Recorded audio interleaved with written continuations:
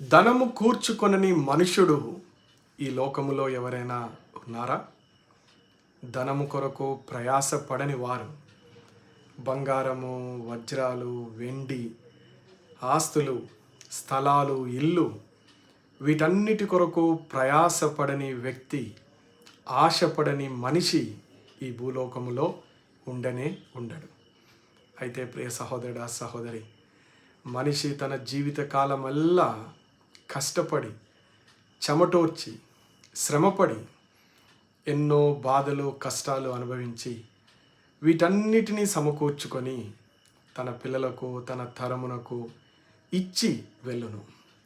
అయితే మనిషికి తెలవని ఒక గొప్ప రహస్యము ఏమిటి అంటే, తన తర్వాత తన ఆస్తి, తన సంపాదన ఎవరి చేతికి చిక్కుతుందో, ఎవరు దానిని అనుభవించెదరో తనకు తెలియదు.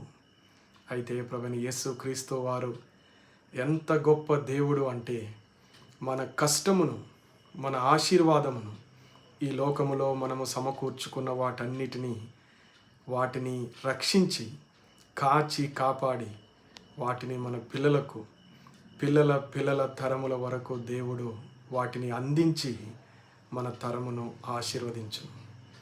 అబ్రహాము దేవుణ్ణి నమ్మెను.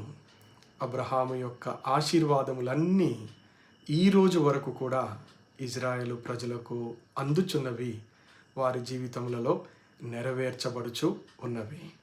మన దేవుడు బలమైన దేవుడు, శక్తివంతమైన దేవుడు. మన పిల్లల తరముల వరకు తన ఆశీర్వాదములను కొనసాగించే దేవుడు.